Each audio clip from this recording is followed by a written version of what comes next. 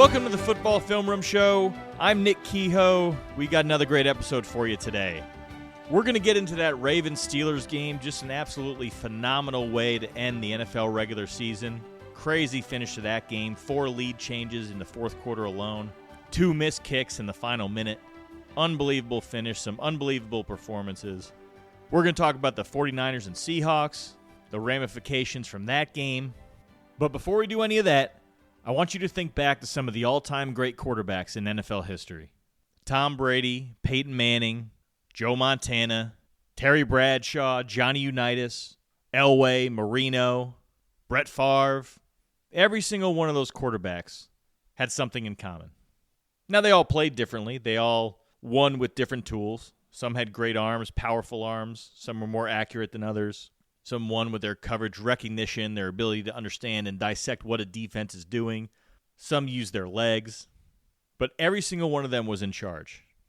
Every single one of them was, for lack of a better term, a field general when playing the position.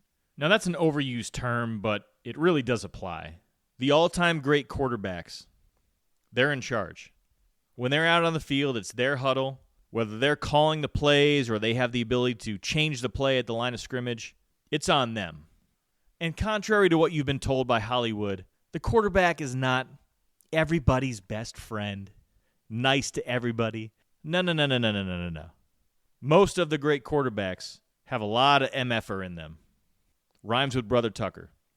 In fact, Dan Fouts, another all-time great Chargers quarterback, he used to wear a hat around the facility that said MFIC, stands for MFer in charge.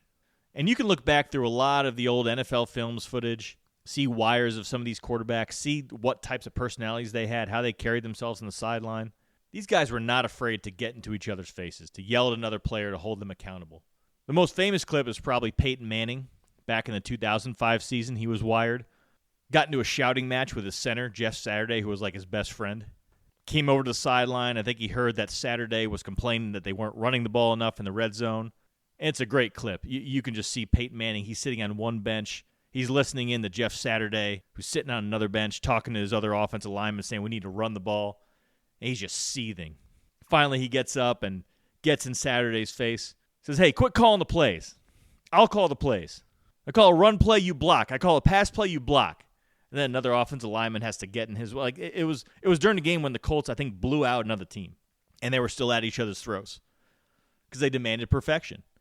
Shoot, Tom Brady. You've seen Tom Brady get into it in the sideline with his coaches. Bill O'Brien back in 2011. They got into a huge shouting match. Josh McDaniels several years later. Johnny Unitas is another great example. There was a game back in 1970, the year the Baltimore Colts actually won the Super Bowl, where head coach Don McCafferty told Unitas in a specific situation, hey, whatever you do, do not throw the ball. And what did Unitas do? He called a pass play, threw it, and the Colts scored a touchdown.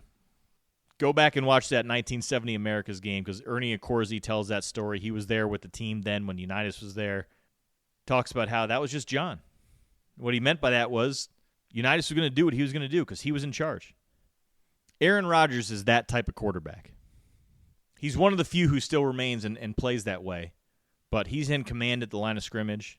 You saw a couple weeks ago the NFL Films clip of him telling Kenny Gainwell in the middle of a play, hey, motion all the way out to the sideline and run a go route. And it happened to be the play where Gainwell made this miraculous catch and went into the end zone for a touchdown.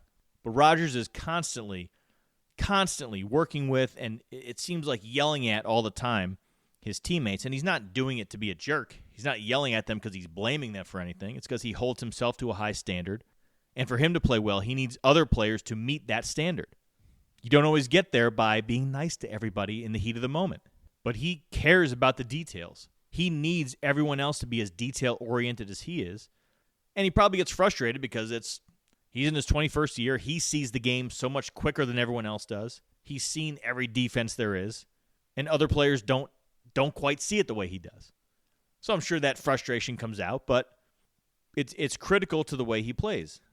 And that's why you see him kind of having different favorite receivers that you wouldn't think would be his favorite.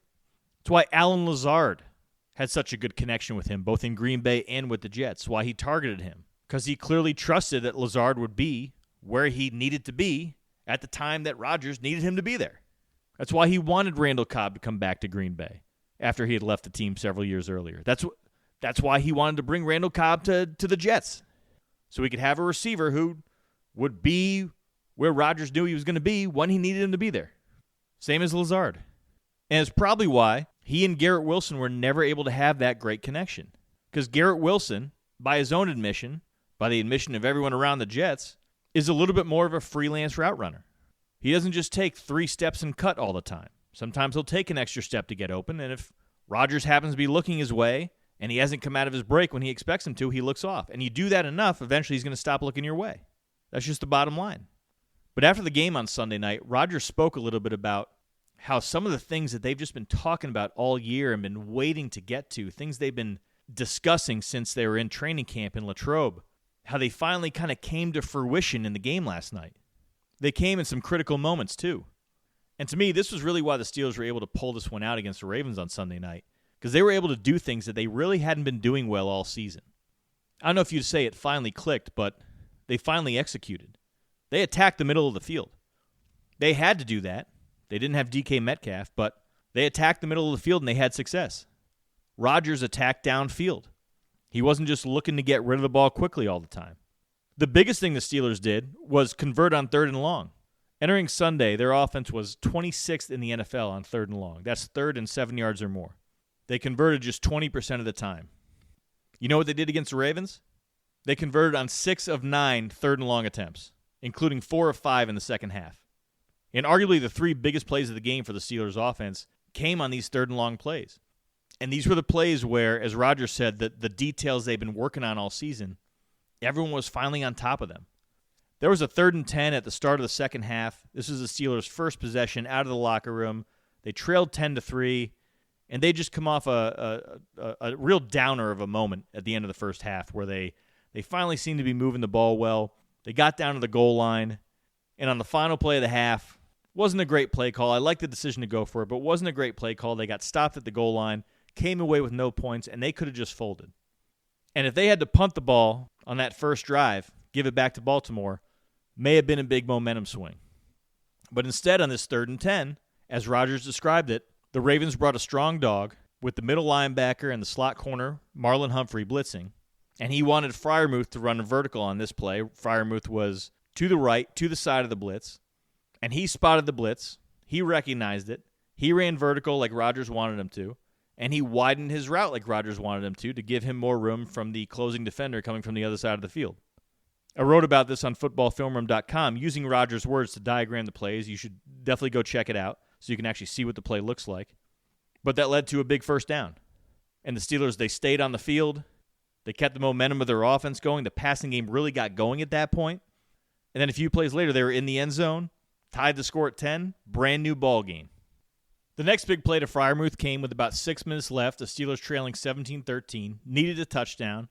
This was a 3rd and 8 inside the Ravens' 40.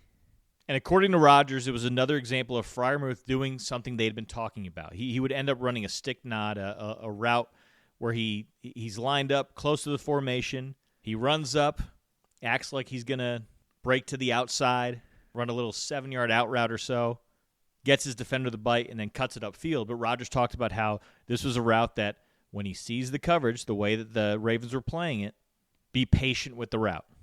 And Freiermuth got his defender to bite. Rodgers delivered an absolute seed to him. And it was a play where if you go back and look at it, Rodgers was getting rid of the ball before Freiermuth was out of his break.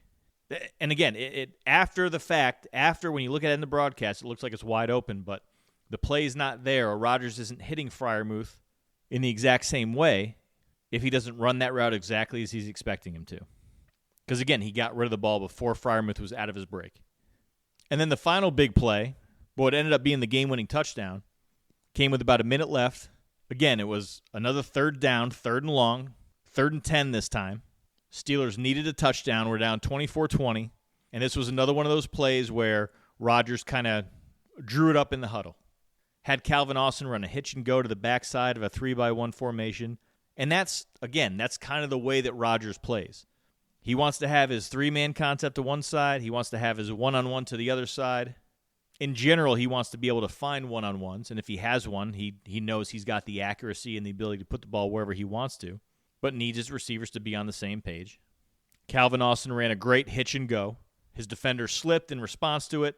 Ended up being a gimme touchdown because it was such a good route and because the defender slipped. But this was another example of Rodgers just being in control, drawing up the backside of a play in the huddle. And that was the game-winning touchdown. And at the end of the day, this is why the Steelers won. I went into this game thinking the Steelers had no shot because what they needed to do to win, they hadn't been able to all season. They could win those one-on-ones on the outside when DK Metcalf was in the lineup, but they couldn't do it consistently without him. They couldn't attack the middle of the field. Aaron Rodgers couldn't get time in the pocket and hold on to the ball and look to work the middle of the field and look to push the ball downfield. And that's one reason why they've been so bad on 3rd and long this year. But in this game, they were able to do all those things. They were able to do things in Game 17 that they hadn't done all season. And that, from an offensive perspective, really ended up being the difference in the game. Now, I do want to talk about the other side of the ball just a little bit. The big plays that the Ravens created in the passing game, it was a combination of blown coverages by the Steelers and some great design by Todd Monken and the Ravens. The first one, to me, was just a terrible play call, terrible play design from the defensive side of the ball. This was a 4th and short. I believe it was a 4th and 3 from the 38-yard line. And the Steelers ended up actually going cover 0 there. But they blitzed 6, and the Ravens had 6 guys in to protect. So you're kind of putting your secondary in a tough position there. The point of the cover 0 blitz, especially in the middle of the field, is that you're going to be able to bring one more than the offense can protect. And that's going to lead to a short throw. It's going to take some of the pressure off your coverage defenders. And sometimes those coverage defenders will look to jump routes. And that's what happened here. Jalen Ramsey tried to jump the route of Devontae Walker. But Walker took it upfield, and Lamar Jackson had time to throw it to him. The next deep ball touchdown pass was just all Lamar Jackson. It was an unbelievable Madden-type play. The Steelers ended up getting 2 free rushers in on Jackson. He avoided both and then laid up a perfect ball for Zay Flowers, who only had a linebacker running with him at that point just because it was later in the play. Just nothing you can do if you're the Steelers other than just tip your cap. Just an unbelievable play by Lamar Jackson. The third big play touchdown pass, 64 yards to Zay Flowers. This was after the Steelers had just taken a lead. There were 2.5 minutes remaining. They kind of thought they had the game in hand or had a good grip on the game anyway.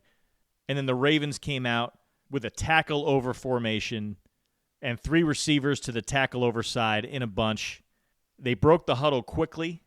That was key to the play because the Steelers were just trying to match up and figure out the formation, didn't know what the heck was going on. And then they faked a toss to Derrick Henry to the tackle over side, to the 3 receiver side. And, of course, all the Steelers were thinking 3rd and 1, they're of course they're going to toss it to Henry. So they all bid on the play fake, and then there was nobody to run with Zay Flowers. They were so confused by the formation. The Ravens did such a good job of just breaking the huddle, getting up to the line, snapping the ball right away. Another great design in a big moment, another wide-open receiver. And, again, it seemed like now the Ravens were in control of the game. Then after the Steelers took the lead again, the Ravens faced a 4th and 7 from the 50-yard line, needed to get in field goal range. They were just on the edge of it, trailing by 2, and it ended up being an absolutely unbelievable throw and catch by Lamar Jackson and tight end Isaiah Likely. But the design was also good, too. It was a play design that you've seen around the NFL numerous times this season. The Ravens came out in a 1-by-3 formation, so they had a tight end in line to the backside. And very often when that happens, that gets the corner or safety over him to hang low, right, to stay with him, especially in a 4th and 7 situation, likely to be locking up or playing man to that side. And then the Ravens brought Isaiah Likely, who was aligned as the number 3 inside receiver, to the other side. They brought him on a deep over, where now there was only a linebacker who could make a play on him, and that's a matchup that the Ravens will take anytime. And then Jackson made the great throw and Likely made the great catch. And that should have been it. That should have been the game. Now, where do the Ravens go from here? That's a big topic of discussion. John Harbaugh. And look, by the time you listen to this podcast, Harbaugh may have already resigned or been fired or decided he's going to stay and come to an agreement with ownership that he's going to continue on. But no one can really put their finger on why the Ravens haven't been able to have more success. Harbaugh won the Super Bowl in 2012, had 6 more years with Joe Flacco, who had the confidence of knowing he could win a Super Bowl MVP, and they never really were serious contenders with Flacco again. They had 1 year in 2014. They got beaten by the Patriots in the divisional round, 35-31. That could have been a year that they did something if they got past that game, but aside from that, with Flacco, they never really were a threat anymore. And then they had Lamar Jackson, who really took over as the full-time starter at the end of the 2018 season, and then 2019 was his first full year. He won the MVP, has won 2 MVPs total, has had 3 MVP-worthy seasons, I think you can say. And yet the Ravens have only won 3 playoff games with him at the helm.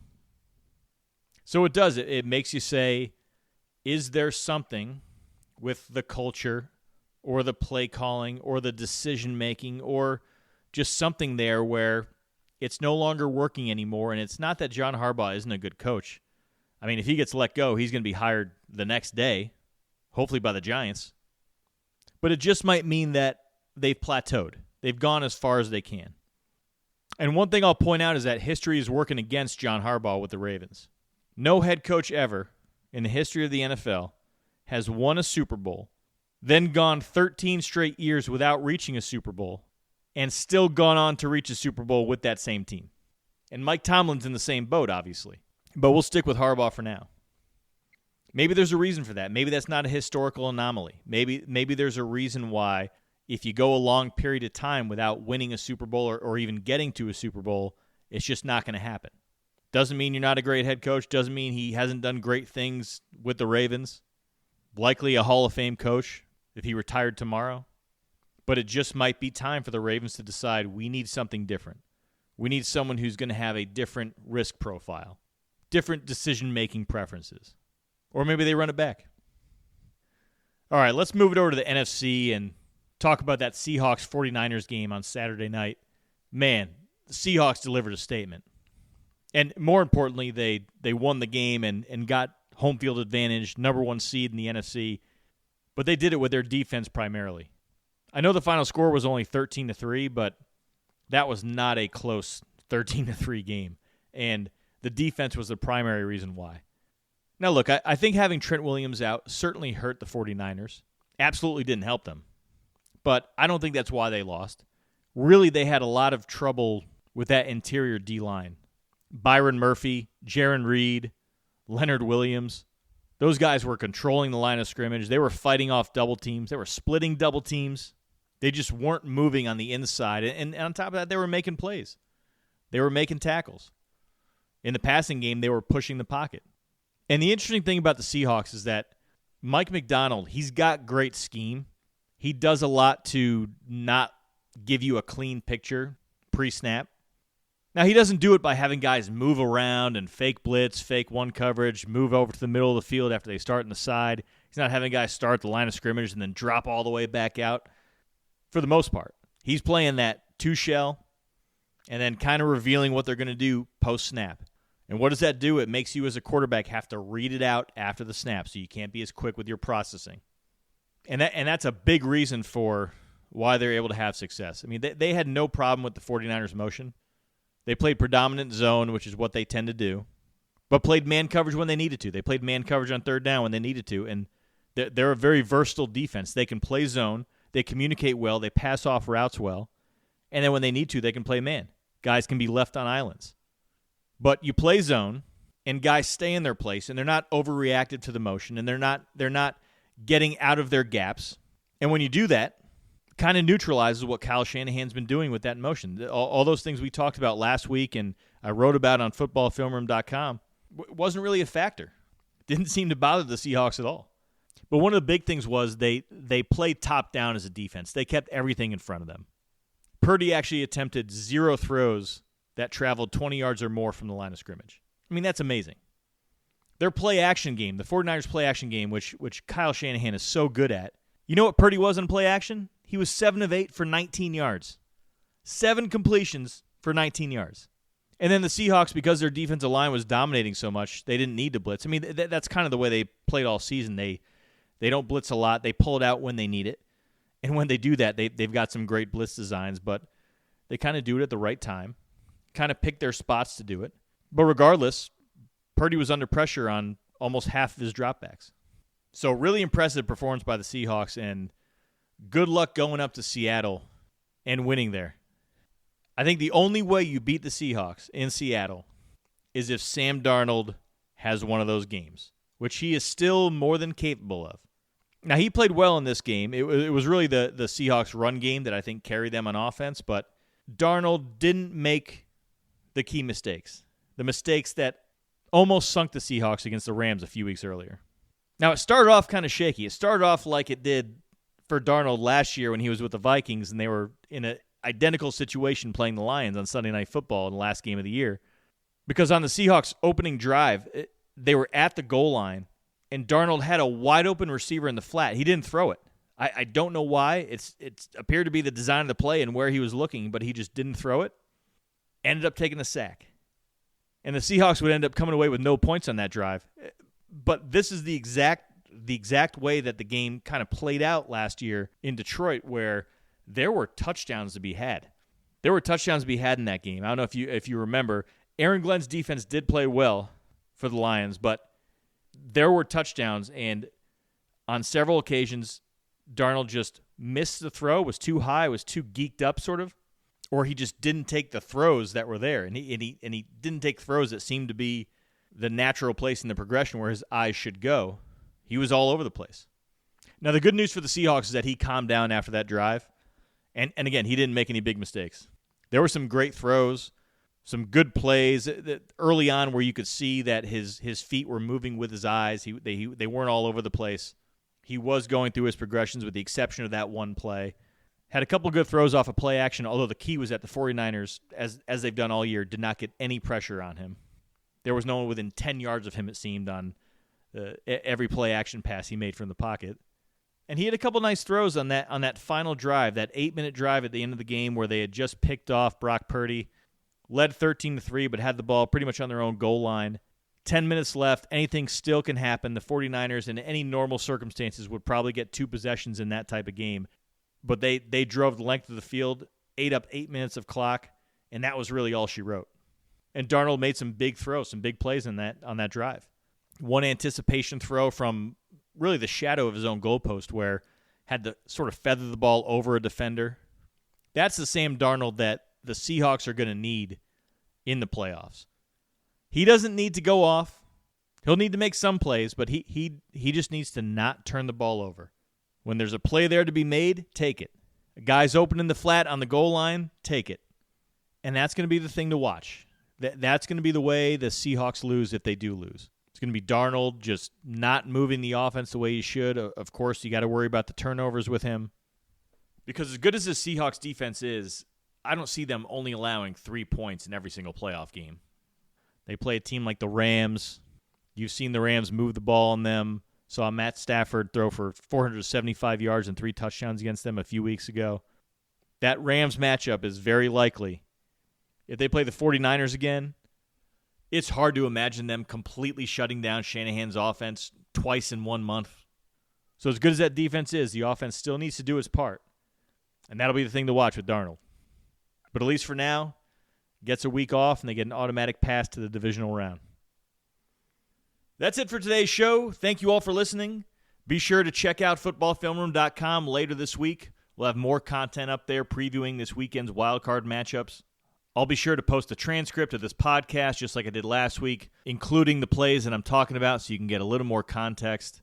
So again, be sure to check out footballfilmroom.com, and I'll talk to you next time.